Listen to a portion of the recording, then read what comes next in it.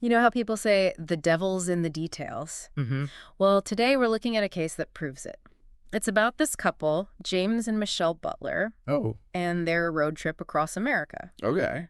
But things took a really dark turn on Padre Island, Texas. Oh, wow. We're basing this deep dive mainly on this YouTube video called Oh, cool. Killer Thinks He Got Away Until Wife Turns Him In. That's a very captivating title. And the Okay. story lives up to it, too. Oh, I bet. The video is from a channel called Beyond Evil, Okay. and they really go deep into this double homicide. Yeah. It was really baffling at first for investigators. Oh, wow. Yeah. But before we get into all that investigation stuff, Yeah. maybe we should talk about who James and Michelle were. Like, Ugh. what were they all about? Yeah. What was their story? Well, James was a decorated Navy veteran. Wow. He served for over 20 years. Oh, wow. Yeah. Michelle was full of life, and it sounds like they were so in love. Hmm. Absolutely inseparable, you know? Oh, that's so sweet. So they were living the dream, huh? Like traveling the country, seeing the sights. But then what happened? Like, when did things go south? So their last communication with family was a Facebook post Okay. from Michelle. She was announcing that they had just arrived on Padre Island, Okay. and then radio silence. Oh. Yeah. Her last text message was on October 16th, 2019, To whom? Like, who was she texting? to a friend. Okay. And after that, nothing. Oh. No more contact. Then that's when their children knew something was wrong. Exactly. They kept trying to call them for days, and when nobody picked up, they reported them missing. Okay. And that's when the police got involved. They figured out that James and Michelle's phones never left Padre Island. Oh, wow. Yeah. So they started searching like crazy. So this is where things get really interesting, right? Yeah. Like, I know the investigation found something terrifying. Yeah, they did. They found a shallow grave near the Butler's campsite. Oh, my God. They found Michelle's body first. And then the next day, they found James. Oh, my God. That's awful. Their dream road trip turned into a total nightmare. So what did the investigators do then? Like, how did they find the people who did this? So they got this lucky break from a security camera at a border crossing. Uh-huh. The camera caught a man and a woman driving the Butler's truck, pulling their trailer right into Mexico. Oh, wow. Talk about a stroke of luck for the investigators. Yeah, totally. Sheriff Kirkpatrick, he was smart, he acted fast, he sent the image to the Associated Press. Oh, okay. And that was huge. That's what cracked the case wide open. Because then it was on the news in Mexico. Exactly. It got picked up by Mexican media. Okay. This RV park owner in Mexico, he recognized the couple from the picture, Oh, wow. and he called the U.S. Marshals. Wow. That led to the arrest of this couple, Adam and Amanda. So who are Adam and Amanda? How did they even meet the Butlers? It just seems so random and tragic. Yeah, totally. It turns out Adam had this long history of crime. Yeah. And Amanda, well, her story is about being in this abusive relationship. It's complicated, their stories are. And their part in this whole thing, even more so. Okay, let's get into it then. Tell me about Adam. What made him do such a horrible thing? I mean, we need to understand how this fun road trip turned into a double murder. Well, from what we've learned, Adam's past was, let's just say it was turbulent. Yeah. In and out of prison. He was so angry, and he really hated authority. Wow. Yeah, and he was terrified of going back to prison, like really scared. And that seemed to be driving his actions. And what about Amanda? Where does she fit into all this? Amanda says that Adam controlled her and abused her. Oh, no. Yeah, especially when he was drinking. She talks about him hitting her, threatening her. She was always afraid. That's terrible. They'd actually just gotten married 2 days before, and then they left Utah because Adam was in trouble for assault. Oh, so they were on the run. Yeah, exactly. Wow. And they ended up on Padre Island. Desperate, I'm assuming. And probably with a lot of tension. Yeah, that's right. And that's where they met the Butlers. Exactly. And you know what? Amanda actually tried to get away from Adam while they were on Padre Island. Really? Yeah, she even went to a women's shelter for help. Oh, wow. But it seems like fate, or maybe just bad luck, had other plans for them. It's hard to believe that all this led to such a horrific act. What actually happened that night on Padre Island? That's where the details get scary. Okay. Adam, even though he wasn't allowed to, he got a gun. Illegally, of course. Okay. At first, Amanda lied and said she didn't know about the gun, Wow. which, tells you how scared she was and how much he was controlling her. Yeah, for sure. So she was already caught up in all his lies and manipulation. Yeah. Then what happened? Amanda says she dropped Adam off near the Butler's campsite. Okay. She says it was dark, and she could hear these dragging sounds, but she didn't look. She didn't want to see. Oh my God. Yeah, she knew something terrible was going on, but she was so scared of Adam and what he might do to her that she kept quiet. It's crazy to think about what was going through her head. She helped him, but she was also a victim herself. Yeah, exactly.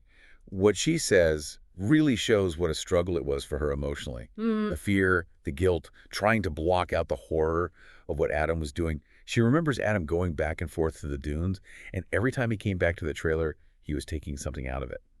That's horrifying. I can't even imagine the terror of that night. For the Butlers, and for Amanda, too. I know, right? Eh, It makes you wonder, how did they get away with it for so long? right. Well, it seems Adam, even though he did this horrible thing, he made a big mistake. Oh. We'll talk about that more in the next part of our deep dive. Adam probably thought he had it all figured out. Yeah. Getting away with it all, escaping to Mexico with their truck and trailer. Yeah. But he kind of forgot about technology and the media, Mm. how far it reaches. Right, right. So even though he crossed the border, that security camera footage, that was it for him. Exactly. It was Yeah. like his digital fingerprint. Once they got that image out there, it was just a matter of time until somebody recognized them. It just shows you can't really disappear these days. Nope, not really. Yeah. Not in this digital world. But okay, so they caught him. Yeah. That was a big win, right? Yeah. But the story gets even crazier when you see how Adam and Amanda reacted to getting caught. Okay, yeah. I'm curious about that. What did they do? How did they respond to the charges? Well, Adam, he was trying to stay quiet, keep his mouth shut. But when they hit him with that capital murder charge, he was totally thrown. Really? Like the weight of what he did finally hit him. So he thought he could just play it cool, but then reality smacked him in the face. Yeah, pretty much. But the crazy thing is, even when he's facing this huge accusation, he still couldn't hide who he really was. What do you mean? He was complaining about the handcuffs. Really? He's worried about being uncomfortable when he's charged with killing 2 people? Yeah. Not an ounce of remorse. It's chilling, actually. And here's another thing. During the interrogation, he started talking about his past. All this trauma. Oh, wow. Yeah, it gives you a little glimpse into what might have made him so angry and messed up his view of the world. Yeah, that's a good point. I mean, his past probably played a part in what he did, Yeah. but that doesn't excuse it, obviously. No, not at all. It's important to remember that. We can try to understand why someone might do something terrible, Right. but it never makes it okay. Yeah, Taking innocent lives is never okay. It's complicated. There's no easy answer. for sure. There's a big difference between understanding and saying it's okay. What about Amanda? What did she do during questioning? Oh, she was totally different. You know? Amanda cooperated. She was like desperate to tell them everything. Oh. You could tell she was really torn up about it, full of guilt and scared, too. So she was trying to make things right, to get justice for the Butlers. Yeah, seems like it. She was the opposite of Adam, who was just cold and didn't care. You could hear the fear in her voice. Oh, yeah. When she talked about Adam threatening her, the relief when she got away from him for a little bit, and then just knowing what had happened on that beach. It must have been so hard for her to talk about all that, to admit she was involved in something so awful.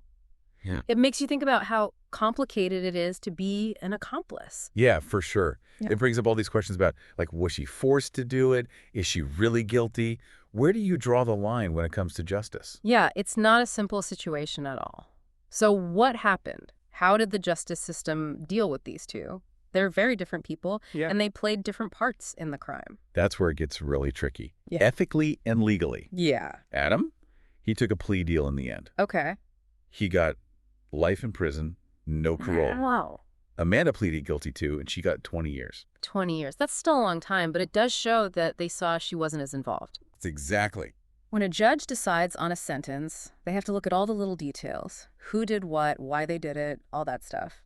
Amanda didn't have a criminal record before this, and she cooperated with the police. That probably helped her get a shorter sentence. It's still so sad, though. 2 people are dead, and their families are left with this horrible pain. It just shows you even a nice, relaxing road trip can turn dangerous. It really does. Violence can happen anywhere, anytime. But this case also highlights something we don't talk about enough: domestic abuse. Right. Amanda's story is a wake-up call. These situations can get out of control so fast, and sometimes they end tragically. This is just heartbreaking, thinking about everyone affected by this, the ripple effect of this whole thing. Yeah. The Butler's family grieving, Amanda stuck in prison having to live with the choices she made. It just shows you violence has a long reach. Yeah, It hurts the victims, but it also hurts everyone around them. right. We can't forget about the Butler's children. They lost their parents in such a senseless way. It's just awful.